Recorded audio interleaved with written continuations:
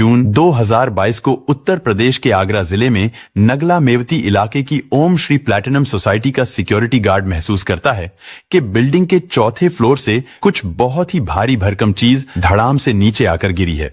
साथ ही उसे कांच टूटने की आवाज भी सुनाई दी थी। ये आवाज केवल गार्ड ने ही नहीं बल्कि उस बिल्डिंग में रहने वाले लोगों ने भी सुनी थी। लोग अपने घरों से निकलकर नीचे की ओर दौड़ते हैं। इसी दौरान गार्ड भी उस तरफ पहुंच जाता है जिस तरफ से किसी चीज के गिरने की आवाज आई थी। लेकिन जैसे ही गार्ड और बिल्डिंग में रहने वाले लोग वहां पर पहुंचते हैं तो देखते हैं वहां पर कोई सामान नहीं बल्कि एक लड़की पड़ी थी जिसके हाथ रस्सी से बंधे हुए थे। उसके पास 2 व्यक्ति भी मौजूद थे जो उस लड़की के हाथों से रस्सी खोलने की कोशिश कर रहे थे। वो लड़की बिल्डिंग की चौथी मंजिल पर रहती थी। शुरू में तो सबको यही लगा कि रितिका ने खुदकुशी की है, लेकिन जब पुलिस इन्वेस्टिगेशन करती है तो पता चलता है ये खुदकुशी नहीं बल्कि एक कत्ल था।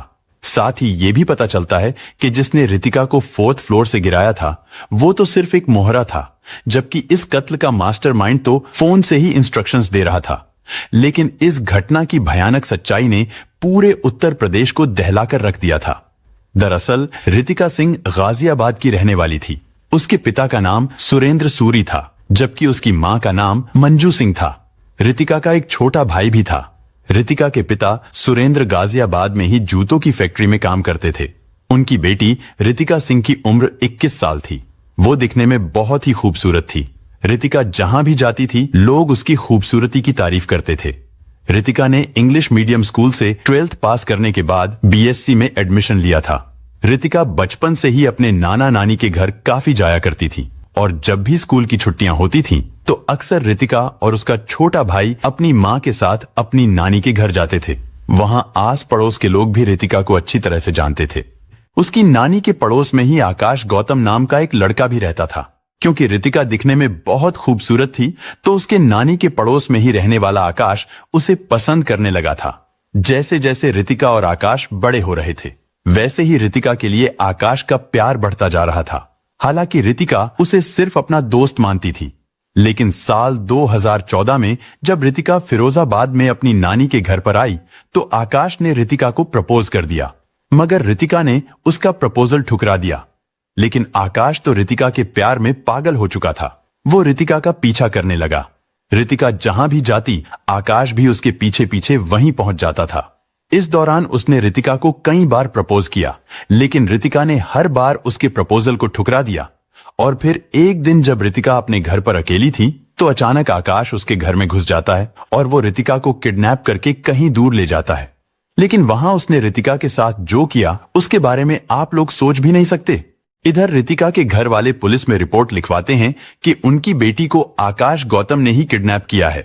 पुलिस भी उन दोनों को तलाश करने में जुट जाती है, पर आकाश और रितिका के बारे में कुछ भी पता नहीं चलता। लेकिन फिर इस घटना के 7 दिन बाद रितिका अचानक अपने घर वापस आ जाती है और जो वो अपने घर वालों को बताती है वो उनके होश उड़ा देता है। रितिका कहती है कि उसे आकाश गौतम से प्यार हो गया है और वो अब उससे ही शादी करेगी। लेकिन उसे ये नहीं पता था कि आकाश गौतम का ये प्यार आगे चलकर उसकी जिंदगी में कितनी बड़ी तबाही लाने वाला है। दरअसल अपहरण करने के बाद आकाश रितिका को एक सुनसान जगह लेकर जाता है।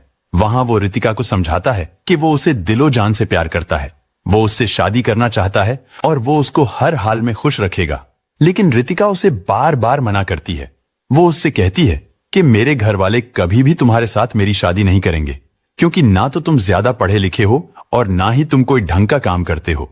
तभी आकाश गौतम रितिका को बताता है कि उसने कुछ दिन पहले ही रेलवे का एग्जाम दिया था जिसमें उसका सिलेक्शन हो गया है और जल्दी ही उसे रेलवे में एक अच्छी जॉब मिलने वाली है। रितिका 7 दिनों से आकाश के साथ थी। वो उसका अपहरण करके लाया था, लेकिन उसने रितिका के साथ कोई भी गलत हरकत नहीं की थी, जिससे रितिका को विश्वास होने लगा था कि आकाश उससे सच्चा प्यार करता है, क्योंकि अगर वो उससे प्यार ना करता तो अब तक उसकी इज्जत खराब कर चुका होता। और इस तरह रितिका उसकी बातों पर विश्वास कर लेती है। इसके बाद आकाश और रितिका वापस आ जाते हैं, मगर जैसे ही आकाश और रितिका गाजियाबाद पहुंचते हैं तो पुलिस आकाश को अरेस्ट कर लेती है।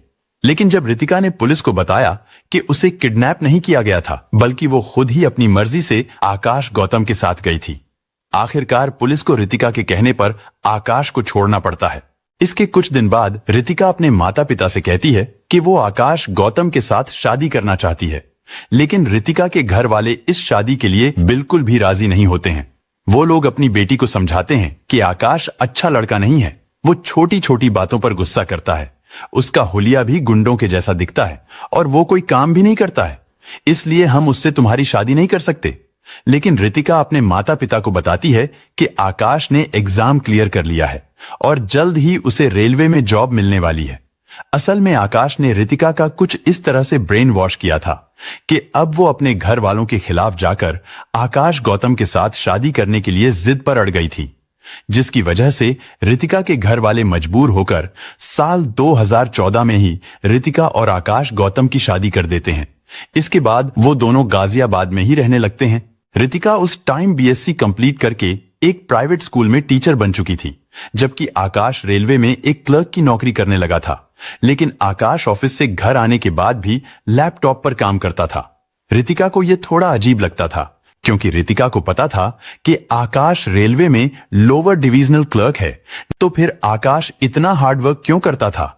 सच पता करने के लिए एक दिन जब रितिका ने आकाश का पीछा किया तो उसने देखा कि आकाश तो जॉब पर जाता ही नहीं है, बल्कि वो तो टपरी पर बैठकर चाय पिया करता था। यानी आकाश गौतम बेरोजगार था।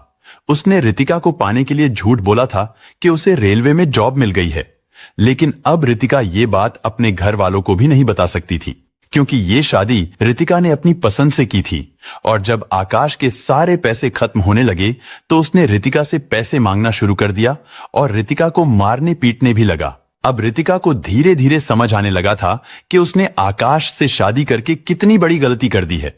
एक दिन तो आकाश ने रितिका के स्कूल में जाकर ही रितिका को बालों से पकड़कर उसे घसीटता हुआ घर तक लेकर आया, और जब परेशान होकर रितिका ने आकाश से कहा कि वो उससे डिवोर्स लेना चाहती है, तब उसने रितिका को कत्ल करने की प्लानिंग करनी शुरू कर दी थी। आकाश ने एक दिन अपने भाई और जीजा को बुलाया और उनके साथ मिलकर रितिका को जिंदा जला दिया।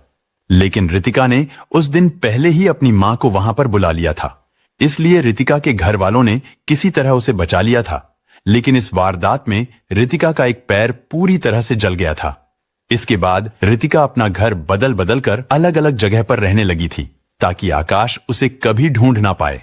फिर एक दिन बातों ही बातों में रितिका के स्कूल का ऑनर विपुल अग्रवाल, जिसने रितिका को कई बार पिटते हुए भी देखा था, वो रितिका को अपने घर पर रहने के लिए कहता है। विपुल ने रितिका को बताया कि उसकी शादी हो चुकी है, लेकिन उसकी पारिवारिक जिंदगी ठीक नहीं चल रही है, इसलिए वो भी अपनी पत्नी से अलग रहता है। इसके बाद विपुल और रितिका के बीच एक रिलेशन बनने लगता है, जिसकी वजह से रितिका उसके साथ अपने फ्यूचर के बारे में सोचने लगी थी। और इस तरह शादी के 2 साल बाद यानी साल 2016 में रितिका फिरोजाबाद में विपुल अग्रवाल के पास चली जाती है। इसके बाद विपुल और रितिका एक फ्लैट में रहने लगते हैं। कुछ समय तक तो रितिका वहीं पर रहती है, लेकिन उसे डर लगा रहता था कि आकाश उसे ढूंढता हुआ फिरोजाबाद आ सकता है। इसीलिए विपुल और रितिका ने फैसला किया कि वो लोग फिरोजाबाद को छोड़कर आगरा में शिफ्ट हो जाएंगे। इसके बाद वो दोनों आगरा की ओम श्री प्लैटिनम सोसाइटी में एक फ्लैट किराए पर लेते हैं।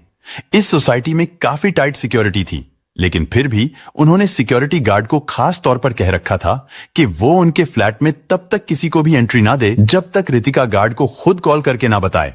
रितिका अपनी टीचर की जॉब भी छोड़ देती है। इसके बाद विपुल और रितिका एक साथ लिव इन में रहने लगते हैं।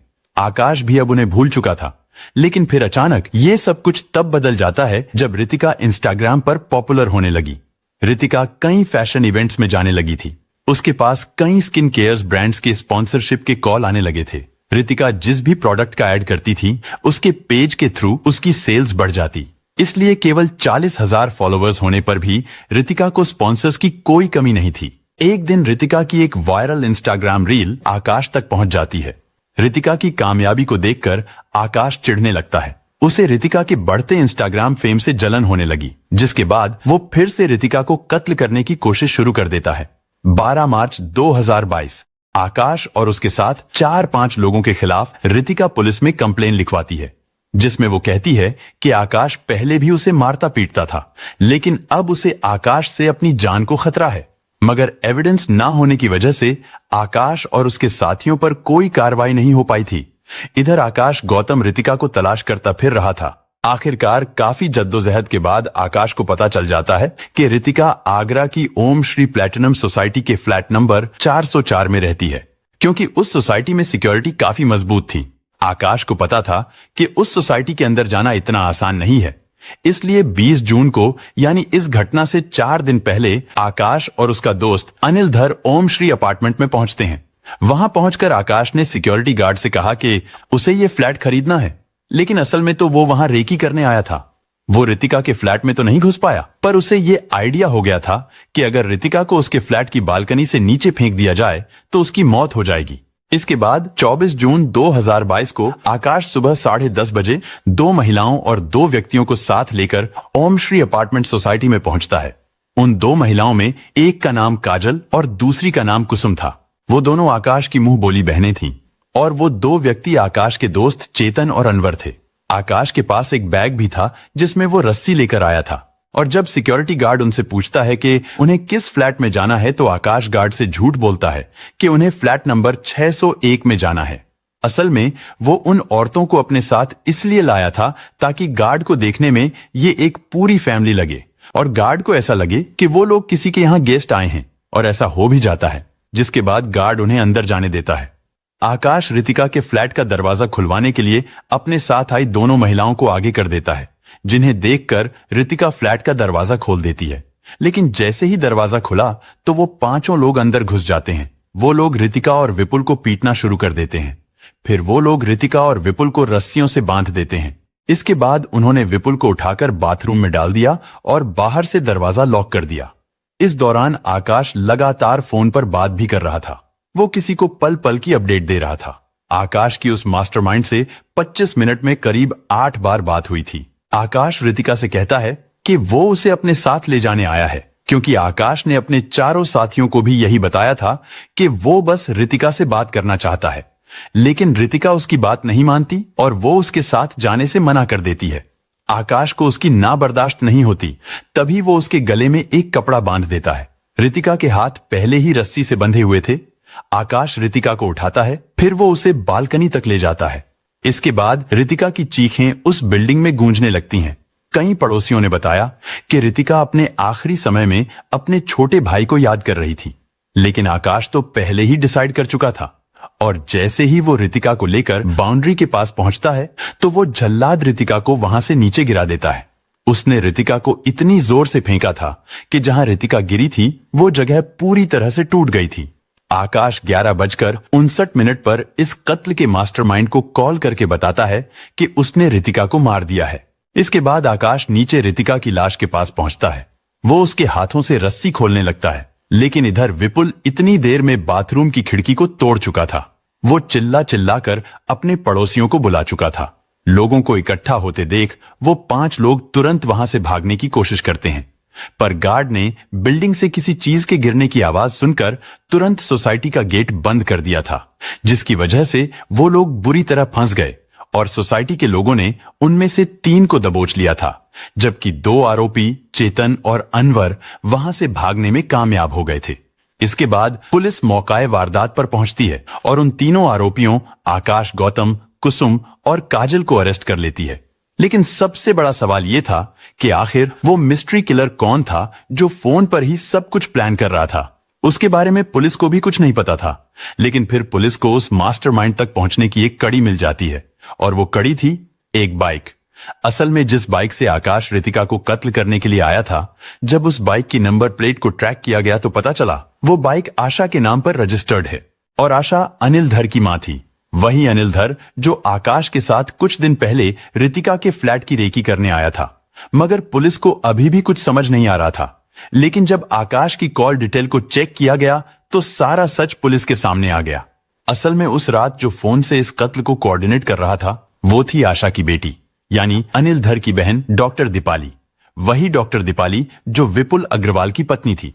दरअसल जब उसे विपुल और रितिका के अफेयर का पता चला था तो वो तब से ही रितिका को कत्ल करने का प्लान बनाने लगी थी, और फिर उसे रितिका के पति आकाश के बारे में पता चला। दीपाली जानती थी कि ये काम आकाश ही कर सकता है।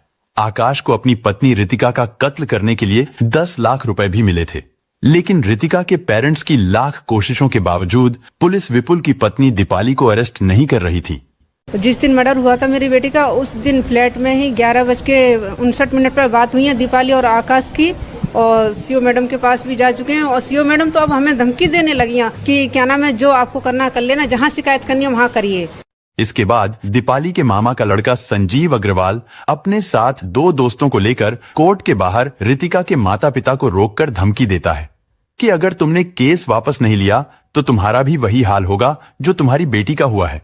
लेकिन फिर मीडिया के प्रेशर की वजह से दीपाली और उसके घर वाले जो भी इस वारदात की साजिश में शामिल थे, उन सब को अरेस्ट कर लिया जाता है। इसके बाद उन्हें कोर्ट में पेश किया गया, जहां से उन्हें जेल भेज दिया गया। हालांकि ये मामला अभी कोर्ट में चल रहा है और आरोपियों को सजा मिलना अभी बाकी है। दोस्तों, इस घटना को सुनाने का उद्देश्य किसी का दिल दुखाना नहीं है, किसी को परेशान करना नहीं, बल्कि आपको जागरूक करना है, आपको सचेत करना है। दोस्तों, इस पूरी घटना के बारे में आपकी क्या राय है, कमेंट बॉक्स में जरूर बताएं। और अगर हमारी मेहनत पसंद आई हो तो इस वीडियो को लाइक करते हुए शेयर भी करें। अगर आपने अब तक चैनल को सब्सक्राइब नहीं किया है तो हमारे चैनल को सब्सक्राइब कर लीजिए। धन्यवाद।